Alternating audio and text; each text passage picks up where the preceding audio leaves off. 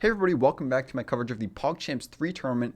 This video is going to be talking about Game 2 of the MoistCritical versus CodeMiko match. So if you haven't seen Game 1, I'll put it in the info card up there. You can go check it out, then come back and watch this video. MoistCritical won the first game, so CodeMiko needs to win this game to tie it up, take the match to Armageddon. So let's see if she can do that. MoistCritical had the white pieces. He started with e4. We have e5, knight c3, so the Vienna game. And CodeMiko responds with knight c6. So knight f6 is also a response here, but CodeMiko is probably used to facing this knight f3 move more commonly, which attacks this pawn. So she just probably played knight c6 out of habit. That's my guess, but it also is a totally playable move in this position. So yeah, MoistCritical continues with bishop c4, and we have knight f6. And here, MoistCritical plays f4, which is kind of like a delayed Vienna gambit. I don't think this is actually the Vienna gambit, but it's sort of going to maybe turn into a Vienna gambit, like transpose into a Vienna gambit maybe. And the Vienna gambit is a very deadly opening if you don't know how to counter it as black. So we'll see how CodeMiko fares with this. She plays d6, which is not the best move, but it's not totally losing yet. We have knight f3 and bishop g4, so CodeMiko just trying to finish development. Oops, not like that, but like this. And same with MoistCritical. He's also trying to finish his development with this knight f3 move.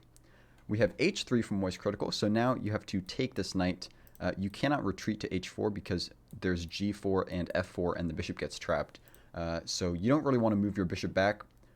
You are kind of committed to taking this knight at this point. However, CodeMiko does move the bishop back to h5, so this bishop is going to get trapped as long as MoistCritical sees the tactic, which he does with the move g4, and we have bishop g6 and f5, and now the bishop is trapped. CodeMiko realizes it, so she decides to grab a pawn for it. Bishop takes f5 and g takes f5. It was probably better to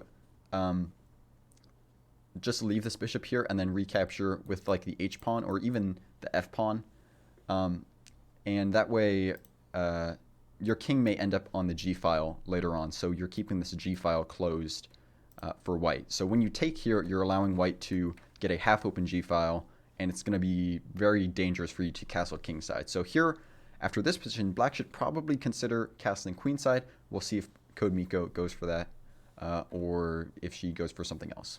We have bishop e7 just finishing development from CodeMiko, and we have d3 from MoistCritical also looking to finish development. We have castles and rook g1 not castling by MoistCritical, bringing this rook to this half-open file, which we've mentioned. This is a very, very good technique. MoistCritical, he played extremely well in this last game and so far in this game too. We have knight h5, so maybe trying to open up this diagonal or defend his kingside somehow. And here, MoistCritical notices that his queen is on the same diagonal as the knight, so if he moves this knight anywhere, he can actually pick up this knight. So he does this with knight h2. I like this move. He could have moved it to g5, but this would have blocked the g file, and I feel like g5 is the much more natural place to put it, because it's like moving it towards black's king, but it actually doesn't really do too much. I mean, you are pressuring this f7 square, but I like h2 too, just keeping the g file open for your rook. So very good there from MoistCritical. CodeMiko did not see this discovered attack, unfortunately, and she played knight a5, going for this bishop. I think that's her idea, but maybe she wasn't actually thinking that, as we'll see later in the game. So as this knight was not defended, we have queen takes h5. And here, CodeMiko actually wanted to play f6, but she did not notice that this bishop was pinning the pawn to her king. And also, she didn't capture this bishop, so it kind of calls into question what the purpose of this knight a5 move was earlier. But who knows? Who knows? Anyway, she tried to play f6, but she couldn't. After a while, she ended up playing queen d7.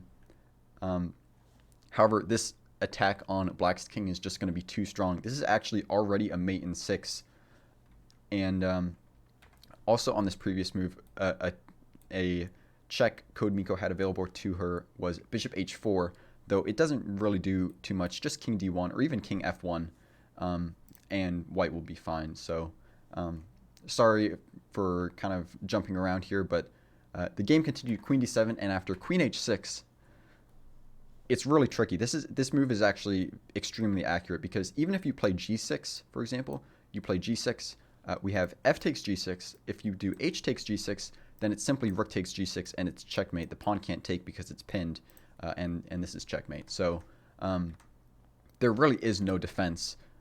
If you play g5, then it's the same thing, because we have en passant. And you can't really defend this g7 pawn any other way. If you play bishop f6, we simply play queen takes f6, and the pawn can't take because it's pinned. So this is actually going to be checkmate very soon. CodeMiko tries bishop g5, just trying to block that g file any way she can. But of course, this just gives up a bishop. So we have rook takes g5, and after queen e7, this does nothing to stop the mate, but CodeMiko had no options left anyway. So we have queen takes g7, and this is also the shortest game of PogChamps. The last game, game 1 of this match, was the shortest game of PogChamps move-wise, with 18 moves, but this one is even shorter, only finished in 16 moves. So very nice job by MoistCritical, and he played super accurately in both of these games. So congrats to him on that. And let me show you the standings of the Group D so far. So after everybody plays each other in Group D, the top 2 players will go on to the single elimination tournament bracket. So this is the only match that's been played in Group D so far. I don't think I have anything else to say about this game or this match. So yeah, we'll just have to see what the players do, how they play later in the tournament. So thank you for watching. Check out my PogChamps 3 playlist up here. And yeah, like, subscribe so you don't miss any more PogChamps updates or chess videos. And thank you for watching. I'll see you in the next video. Thank you.